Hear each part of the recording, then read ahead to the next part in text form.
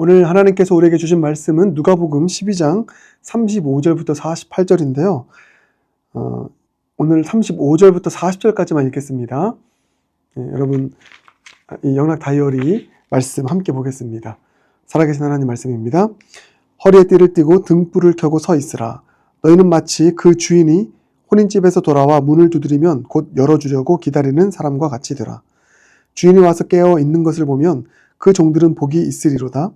내가 진실로 너희에게 이르노니 주인이 띠를 띠고 그 종들을 자리에 앉히고 나와 수종들리라. 주인이 혹 2경에나 혹 3경에 이르러서도 종들이 그같이 하고 있는 것을 보면 그 종들은 복이 있으리로다.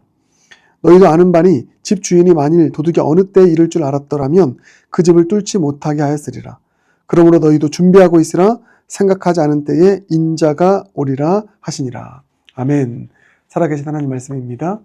오늘 우리가 읽은 본문 말씀, 또 연장해서 48절까지 말씀은 예수님 재림에 대한 말씀입니다. 예수님 재림하실 것인데, 다시 오실 것인데 어떻게 살아야 되나, 그 말씀입니다. 여러분이 예수님의 재림에 대해서 두 가지로 꼭 정리할 수 있게 바라겠습니다. 먼저 첫 번째, 예수님은 생각지도 않은 때 오신다는 것입니다. 생각지도 않는 때. 그게 40절. 그러므로 너희도 준비하고 있으라. 생각하지 않은 때에 인자가 오리라. 예수님의 재림은 우리가 생각하지도 않는 그때에, 전혀 예상하지 않았던 그때에 예수님은 다시 오실 것이다. 우리가 생각지도 않은 때에 예수님은 오신다. 그러므로 여러분, 자, 예수님은 재림하십니다. 근데 이렇게 딱 우리 정리하셔야 됩니다. 그 예수님의 재림 시기에 대해서 어느 정도 예측하든지 아니면 또 확정된 날짜를 이야기하든지, 그러니까 재림에 관해서 예측할 수 있는 그런 어떤 예언이나 가르침을 하는 것은 일단 다 거르시길 바라겠습니다. 이때 되면 오시겠지.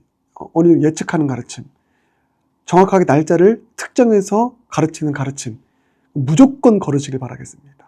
그렇게 적용하셔야 됩니다. 왜요?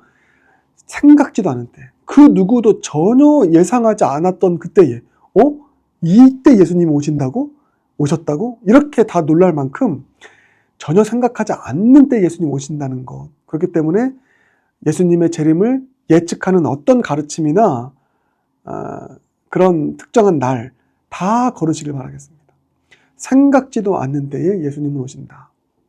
그러니까 예수님의 오심을 예측하는 어떤 가르침이나 날짜 다 걸러라. 무조건 걸러라. 그것만 해도 건강한 신앙이 되는 것입니다. 그리고 생각지도 않는 때에 예수님 오시니까 어떻게 해야 됩니까? 늘 깨어 있어야 됩니다. 늘 준비하고 늘 깨어 있어야 됩니다. 실컷 잘하다가 예수님 오시는 그 시기에 영적으로 잠들어 있고 방탕하게 살고 부끄러움을 당하죠. 그러니까 생각지도 않는 때에 언제 오실지 모르니까 저와 여러분 늘 깨어있는 신앙생활 할 수 있는 저와 여러분 모두가 되길 주님의 이름으로 축복합니다. 영적으로 잠들어 있지 않고 또 방탕하지 않고 내려놓지 않고 처음부터 끝까지 우리의 생이 다하는 그 날까지 늘 깨어있는 신앙인으로 살아가는, 영적으로 잠들지 않는 저와 여러분 모두가 되길 바라겠습니다. 그래서 예수님은 생각지도 않는 때에 다시 오신다. 첫 번째 기억해야 될 것이고요. 두 번째 기억해야 될 것, 예수님은 반드시 재림하신다. 반드시 재림하십니다. 두 가지, 생각지도 않는 때 재림하신다. 반드시 기필코 꼭 다시 오신다. 여러분, 제가 놀라운 사실 하나 말씀드리겠습니다. 이렇게 문제를 드리겠습니다. 성경을 보면 예수님의 초림, 초림은 그 크리스마스죠. 예수님의 초림에 대한 예언이 더 많을까요? 아니면 예수님의 재림에 대한 예언이 더 많을까요? 문제입니다. 맞춰보시기 바랍니다. 구약 성경은 예수님의 초림에 대한 예언이고, 신약 성경에서는 예수님의 재림에 대한 예언을 할 것인데, 구약 성경이 신약보다 훨씬 분량이 많죠. 초림에 대한 예언이 더 많을까요? 재림에 대한 예언이 더 많을까요?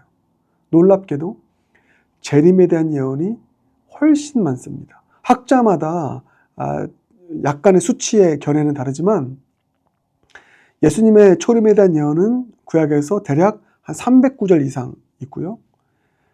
그런데 예수님의 재림에 대한 예언은 성경에 약 한 2000여 회 정도가 기록이 되어 있습니다. 이게 정확한 수치는 아니지만 대략 그렇게 생각하시면 됩니다. 그러니까 5배 이상이 예수님의 재림에 대한 예언이 초림에 대한 예언보다 훨씬 많습니다. 놀라운 사실 아닙니까? 제가 왜 이 말씀 드립니까? 예수님의 초림에 대한 예언을 300회 이상 했습니다. 네, 그 초림은 반드시 일어났습니다. 예수님 태어나신 것, 이 땅에 오신 것 역사적 사실입니다. 하물며 재림에 대한 예언이 초림에 대한 예언보다 성경에 5배 이상 혹 6배 이상 더 많이 기록되어 있는데 반드시 예수님 재림하지 않겠습니까? 여러분, 우리 이거 꼭 마음가운데 기억하기 바랍니다. 갈수록 재림신앙이 사라지고 있습니다. 아닙니다. 예수님 초림에 대한 예언 반드시 이루어졌던 것처럼 재림에 대한 이 예언, 따따블의 예언 반드시 이루어집니다. 주님 반드시 다시 오신다. 여러분, 이 사실을 마음 가운데 꼭 품길 바라겠습니다. 그러므로 자, 이게 중요해요. 우리 지혜로운 인생은 미래를 대비하는, 미래를 준비하는 인생입니다. 그래서 나의 노후도 계획하고요. 미래에 있을 노후의 삶을 대책을 마련하기도 하고, 이게 지혜로운 인생 아닙니까? 오늘만 즐기자. 욜로의 삶, 지혜롭지 않은 삶입니다. 물론 오늘을 즐겨야 되지만 내일을 준비해야 됩니다. 그래서 노후 대책도 세우시고요. 여러 가지 우리는 준비해야 됩니다. 진로에 대한 준비도 해야 되고, 사업에 대한 준비도 해야 되고요. 그런데 미래를 준비함에 있어서 가장 우리가 준비해야 될 것, 대비해야 될 게 뭡니까? 예수님의 재림입니다. 노후 대책도 중요하지만 예수님 반드시 미래에 다시 오시거든요. 근데 이거 준비해야죠. 다시 오셔서 심판하실 텐데 그거 준비 안 해서 그 심판 앞에서 멸망하게 되면 얼마나 안타까운 일입니까? 그래서 최고의 미래 대책은 우리의 미래를 위해서 가장 준비해야 될 것은 예수님의 재림을 준비하는 것이다. 그렇죠, 여러분? 이 사실을 마음 가운데 꼭 좀 품으실 수 있길 바라겠습니다. 예수님 반드시 다시 오십니다. 미래를 준비해야 됩니다. 미래를 어떻게 준비해야 될까? 오늘 본문의 맥락에서 보면 예수님께서는 예수님 다시 오실 것이니 특별히 이런 모습으로 그 미래 재림을 준비하라고 하고 있는데 그게 어떤 모습이냐면 청지기의 모습입니다. 그러니까 예수님은 주인이십니다. 세상을 심판하실 주인, 재림하십니다. 그 주인에게 칭찬 들을 수 있는, 상 받을 수 있는, 복 받을 수 있는 종으로, 청지기의 모습으로 그 재림을 준비하라. 그게 오늘 본문의 이야기입니다. 그래서 35절 보면 허리에 띠를 띠고 등불을 켜고 서 있으라. 이게 다 주인의 모습이 아닙니다. 열심히 일하는 종의 모습입니다. 청지기의 모습으로 준비하라는 것입니다. 42절 주께서 이르시되 지혜 있고 진실한 청지기가 되어서, 청지기가 되어가고 있습니다. 여러분, 그래서 이번 한 주간 주제 왕의 사명, 사명을 감당하는 것. 예수님 부활 승천하실 때 우리에게 사명을 주셨잖아요. 너희는 나의 종이 되어 제자가 되어서 사명 감당해라. 이게 주인의 명을 따라서 열심히 일하는 것이거든요. 청지기의 삶이거든요. 그러면 예수님께서는 하늘로 올라가신 모습 그대로 다시 내려올 것이다 말씀하십니다. 그래서 예수님의 재림을 대비하고 준비할 수 있는 가장 확실한 방법은 우리가 주님 맡겨주신 그 사명, 지난주에 말씀드린 그 지상명령, 그 사명을 신실하게 감당하는 청지기의 모습으로, 종의 모습으로 살아가는 일인 줄 믿습니다. 여러분, 우리 주인처럼 살지 맙시다. 내 인생의 주인은 나야. 너의 인생의 주체는 너야. 그렇게 살다가 큰일 납니다. 우리는 내 인생의 주인이 아닙니다. 예수님의 재림을 준비하며 우리는 더더욱 종으로, 나는 주님의 종이야. 나는 청지기야. 주님 맡겨주신 사명이 있어. 그 지상명령입니다. 그 사명 감당하며 살아가는 그 정체성 가지고 하루하루를 주님의 사명, 주님 주신 그 일에 초점을 맞추면서 그 사명을 신실하게 감당하다가 살아가다 보면 우리는 주님의 재림이 우리에게 복이 되는, 오늘 본문을 보니까 37절 그 종들은 복이 있다 말씀하고 있고요. 또 38절도 그 종들은 복이 있다. 복이 있을 것입니다. 그래서 청지기로 살아갈 수 있는, 주님 주신 사명 감당할 수 있는 저 여러분 모두가 되길 주님의 이름으로 축복합니다. 근데 자, 35절 다시 한번 보겠습니다. 허리에 띠를 띠고 등불을 켜고 서 있으라. 이게 종의 모습입니다. 허리에 띠를 띠라. 띠를 띈다는 것은 일할 수 있도록, 당시에 대부분 다 긴 옷을 입었잖아요. 묶는 것입니다. 일할 수 있도록. 작업복 입어라. 이겁니다. 이게 종이죠. 그래서 이렇게 이미지화 시키면 되겠습니다. 우리가 주님 다시 오시는 그 날까지 열심히 주님의 종이 되어 살아가야 되지 않습니까? 작업복을 입자. 사명을 감당하는, 주님의 일을 감당하는 작업복 입고 한평생 살아갈 수 있는, 우리에게는 은퇴 없습니다. 작업복 입고 살아가자. 예복 입는 것, 예복은 주님 재림하시면 우리에게 예복 입혀주실 것입니다. 잠옷 입으면 안 됩니다. 잠옷도 주님 재림하시면 우리에게 영원한 안식을 주실 것입니다. 예복과 잠옷은 주님 재림하셨을 때 다 우리에게 주실 것입니다. 최고 고급 명품으로 주실 것입니다. 지금은 허리에 띠를 띠고, 뭐라고요? 이게 뭡니까?